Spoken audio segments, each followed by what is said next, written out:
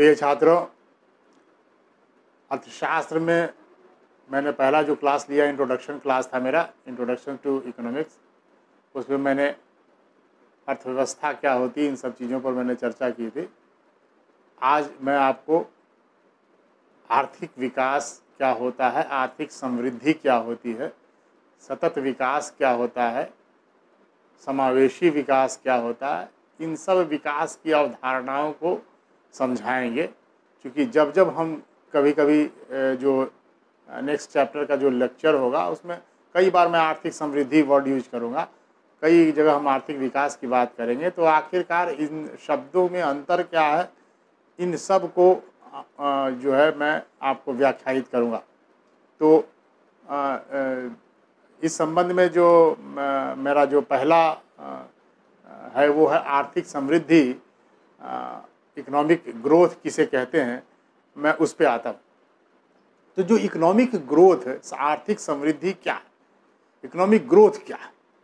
तो किसी देश की अर्थव्यवस्था में जो उत्पादन क्षमता है और जो राष्ट्रीय आय में जो वृद्धि है, यानी कोई देश कितना एक साल में उत्पादन कर रहा है और उसके राष्ट्रीय आय का जो कैलकुलेशन किया जाता है, इसी ये मापक हैं किसी देश के इकोनॉमिक ग्रोथ को, यानी कि राष्ट्रीय समृद्धि को दर्शाता है, इकोनॉमिक ग्रोथ को दर्शाता है। तो ये आपको इकोनॉमिक जो ग्रोथ है इसके बारे में बातें हुई। यानी कि जैसे जीएनपी है, जीडीपी है, पर कैपिटा इनकम है, ये सब इकोनॉमिक ग्रोथ के आप कहें कि इंडिकेटर हैं, मापक हैं कि आपका देश का जीडीपी ग्रोथ रेट क्या है, यानी कितना तेज़ी से आपकी इकोनॉमी ग्रो कर रही है। देखते हैं हर साल आता है राष्ट्रीय आय का कैलकुलेशन और उसके बाद कितना कितना आपका जीडीपी है, वो उसका आंकड़े आते हैं, उसके आधार पर हम लोग कहते हैं कि हमारी इकोनॉमी क्या ग्रो कर रही है। तो ये जो हमारे चीज़ें हैं ये इकोनॉमिक ग्रोथ की बात है। तो फिर आर्थिक विकास क्या है, क्या अंतर है, क्या आर्थिक समृद्धि और आर्थिक विकास एक ही चीज़ है? बड़ा इस पे ये होता है कि आर्थिक समृद्धि हो रही है तो आर्थिक विकास हो रहा है। क्या कह सकते हैं कि आर्थिक समृद्धि और आर्थिक विकास एक ही चीज़ है? नहीं, आर्थिक समृद्धि एक आर्थिक विकास का एक आवश्यक तत्व जरूर है। बिना आर्थिक समृद्धि के आर्थिक विकास नहीं की जा सकती, ये तो बात सही है।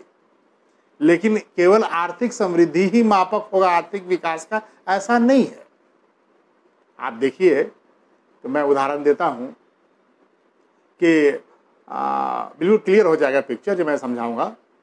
तो आर्थिक विकास, एक प्रश्न कभी सिविल सर्विसेज में भी आया था कि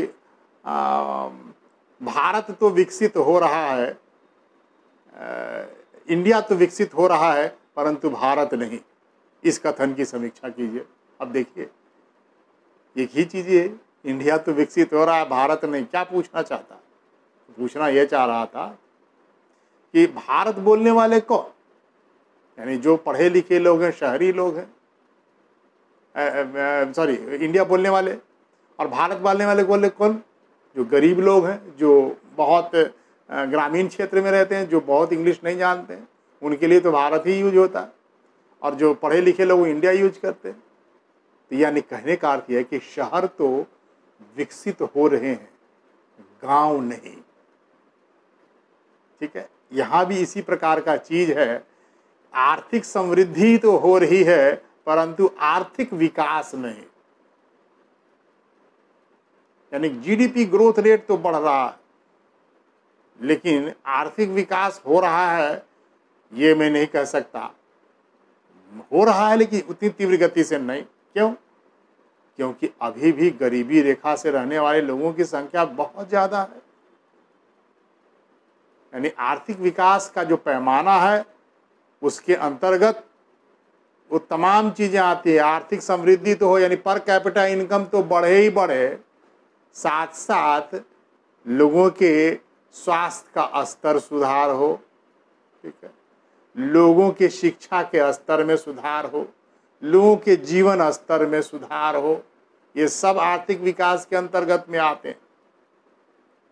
ठीक है, तो ये नहीं कहा जा सकता है कि, और आर्थिक समृद्धि में भी बता सकता हूँ, जीडीपी ग्रोथ रेट में भी बता सकता हूँ कि जीडीपी ग्रोथ रेट कोई ज़रूरी नहीं है कि आर्थिक विकास का पैमाना हो जाए, क्योंकि जीडीपी ग्रोथ रेट बढ़ सकता है, देश का विकास बढ़ सकता है। आप देखिए, मैं फिर उदाहरण देता हूँ कि मुकेश अंबानी, अडानी, तमाम जितने लोग हैं, उनके एक वर्ष के आय में मुकेश अंबानी के 36% की वृद्धि हुई, और आम जनता की 6% भी नहीं होगी, तो इससे 36% वृद्धि हुई है मुकेश अंबानी की, तो निश्चित रूप से जीडीपी ग्रोथ रेट तो बढ़ेगा ही बढ़ेगा।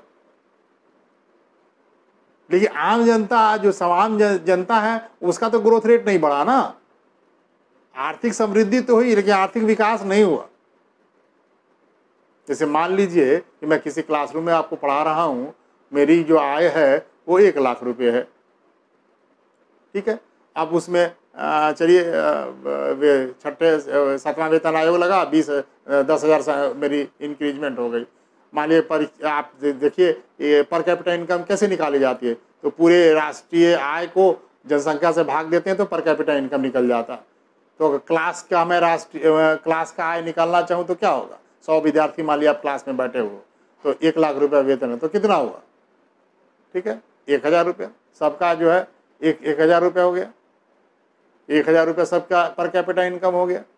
अब देखिए, अब मैं उसमें अन्य स्रोतों से आया कर करके किसी और लड़के ने कमाया, कुल मिलाकर के 20% बढ़ गया आय, तो 1,20,000 रुपया मान लीजिए उस क्लास की आय बढ़ गई। अब उसमें भाग दीजिए 100 व्यक्तियों से, तो कितना हो गया? 1,01,200 रुपया, यानी कि पर कैपिटा इनकम भी बढ़ा। लेकिन क्या वास्तव में आपकी आय बढ़ी आप लोगों की? नहीं ना। वो तो सिर्फ 2 ही व्यक्ति, मैं पढ़ कर रहा हूँ, कोई एक छात्र है और उसने कमाया 10,000, दोनों को मिलाया 1,20,000, तो उतना ही हुआ। 2 ही व्यक्ति के आय से पूरे क्लास की आय बढ़ गई। यही राष्ट्र के स्तर पर भी है, यानी आय की विषमता अगर इस प्रकार होती है तो राष्ट्र का जो जीडीपी ग्रोथ रेट तो दिखेगा, यानी आर्थिक समृद्धि तो दिखाई देगी, लेकिन आर्थिक विकास नहीं होगा। ठीक है, इसलिए अपनी इकोनॉमिक पॉलिसीज हमारी ऐसी होनी चाहिए कि आर्थिक समृद्धि के साथ साथ आर्थिक विकास भी हो, इकोनॉमिक ग्रोथ के साथ साथ इकोनॉमिक डेवलपमेंट भी हो। मैं समझता हूं कि आर्थिक समृद्धि और आर्थिक विकास आप समझ गए होंगे। इसके बाद में आता हूं सतत विकास की अवधारणा, सस्टेनेबल डेवलपमेंट। सतत विकास किसे कहते हैं?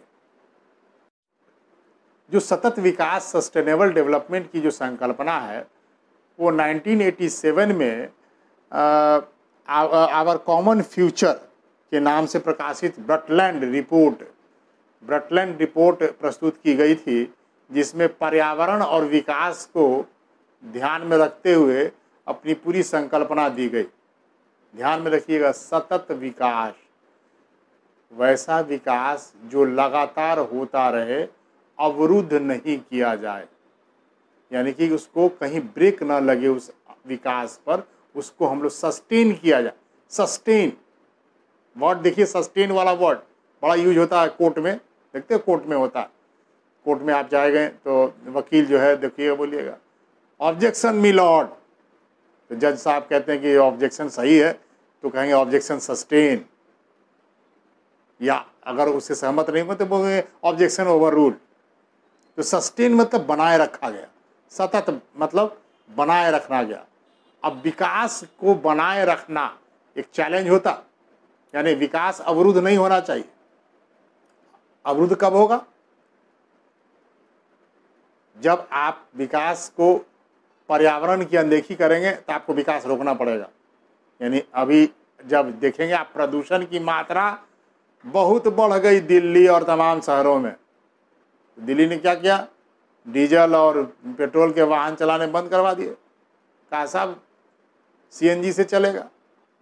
अब देखिए, तो आप यानी कि आपने आने वाली पीढ़ी को पेट्रोल और डीजल वाले वाहन से तो महरूम कर दिया नहीं। यही तो हुआ सतत विकास। सतत विकास आपने नहीं किया, पर्यावरण की जबरदस्त अनदेखी की आपने, जिसका परिणाम हुआ कि आने वाली पीढ़ी को आपसे उससे महरूम कर दिया। या आप ध्यान दीजिए, अभी थोड़े दिन पहले जो है हमारे प्रधानमंत्री ने कहा कि अब जो है जो भी एसी बनेगा उसमें मिनिमम टेम्परेचर 24 डिग्री पर ही वहीं पर स्थिर रखा जाएगा। पर्यावरण को ध्यान में रखते हुए उन्होंने ये निर्णय लिया। अच्छा निर्णय कि 24 डिग्री से नीचे का टेम्परेचर वाला एसी ही नहीं बनेगा, क्योंकि एसी धड़ल्ले से यूज हो रहा है और पर्यावरण प्रदूषण हो रहा है। ध्यान में रखिए, हमारे प्रधानमंत्री अभी जब से हमारे जो पर्यावरण सम्मेलन से और ये अमेरिका ने अपनी खींच लिए हाथ कि अब मैं पर्यावरण सम्मेलन को लीड नहीं करूंगा, उसमें पैसे नहीं दूंगा, तब दायित्व तो फ्रांस और ये तमाम हमारे प्रधानमंत्री बहुत लीड कर रहे हैं, पर्यावरण को के ऊपर बहुत काम कर रहे हैं। तो ये पर्यावरण को लेकर हमारा देश बहुत काम कर रहा है और अभी अगुवाई भी कर रहा है, पूरे विश्व में अगुवाई कर रहा है। इसलिए आप देखेंगे कि हमारे जितने भी राज्य हैं वो सब पर्यावरण पर विशेष रूप से ध्यान दे रहे हैं।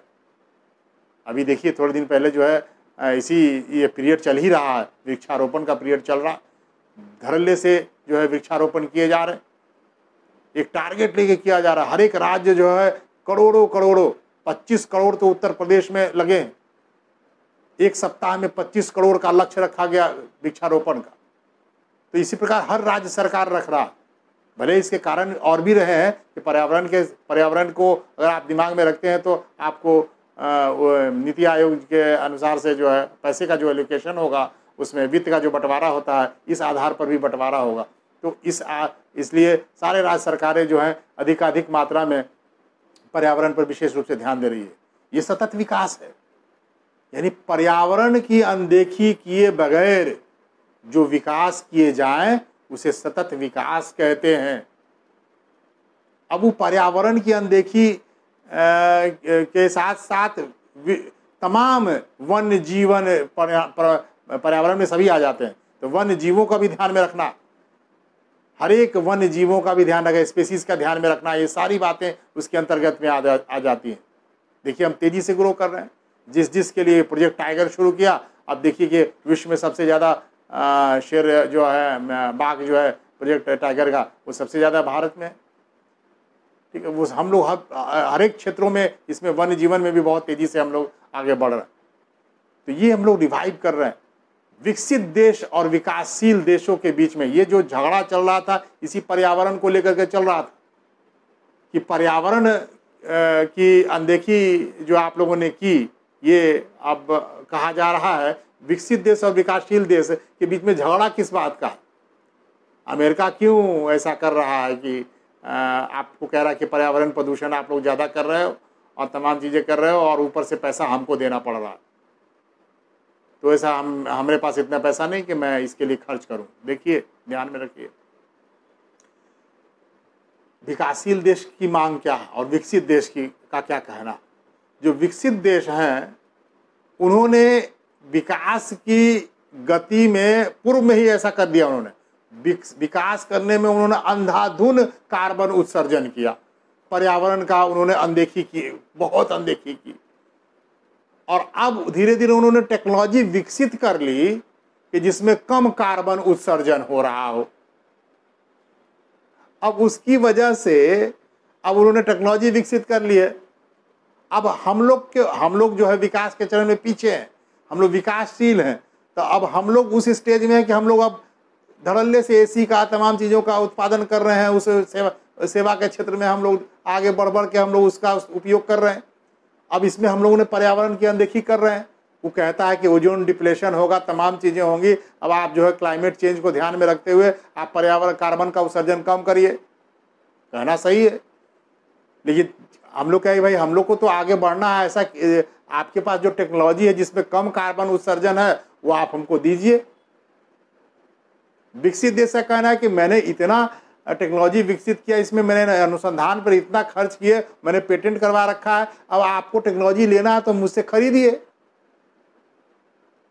अब वो महंगी है, उस टेक्नोलॉजी को खरीदने में तो ज़्यादा खर्च होगा। ठीक है, अब विकासशील देश से कहना है कि ये क्लाइमेट चेंज तो इन्वायरमेंट का जो चीज़ है वो पूरे विश्व के लिए है खतरा, तो आपका कर्तव्य बनता है, विकसित देश है आप, कि विकासशील देश को टेक्नोलॉजी मुफ्त में मुहैया कराइए।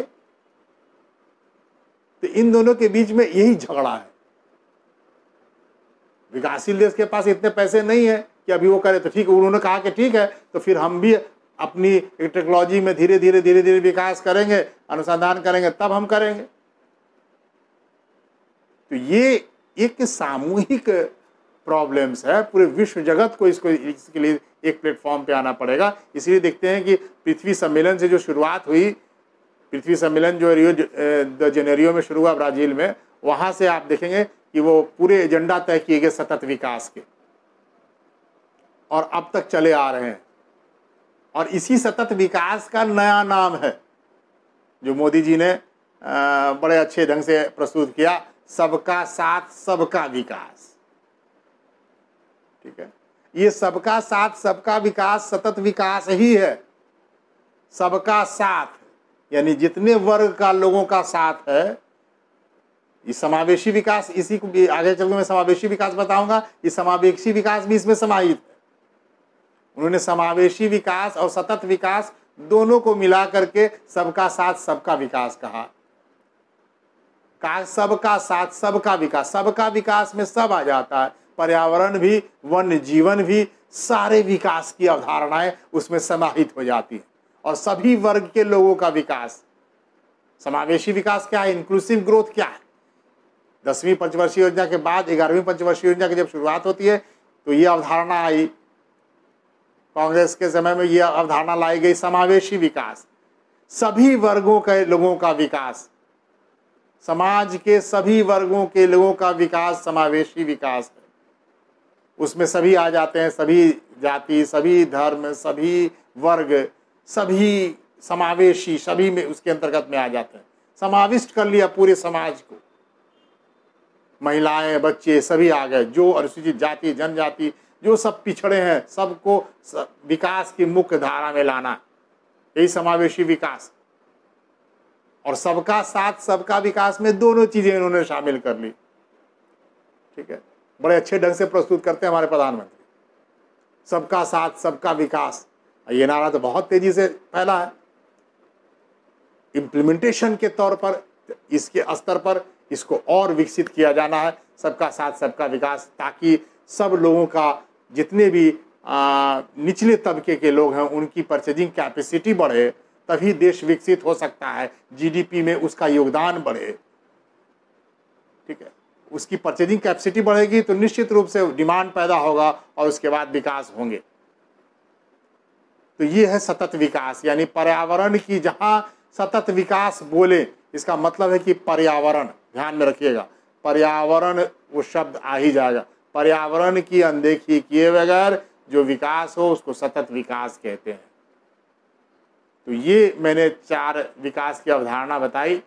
अब हम जो आएंगे वो है मानव विकास, ह्यूमन डेवलपमेंट, जो कि एक बहुत बड़ा है सेगमेंट। मैं सोचता हूँ कि मैं उसको अगले क्लास में छोटे छोटे सेगमेंट करके आपको बताऊँ, जिससे धीरे धीरे आप सीख पाएँ। तो मैं अगले बार आपको मानव विकास की पूरी अवधारणा को लेकर के चलूँगा। धन्यवाद।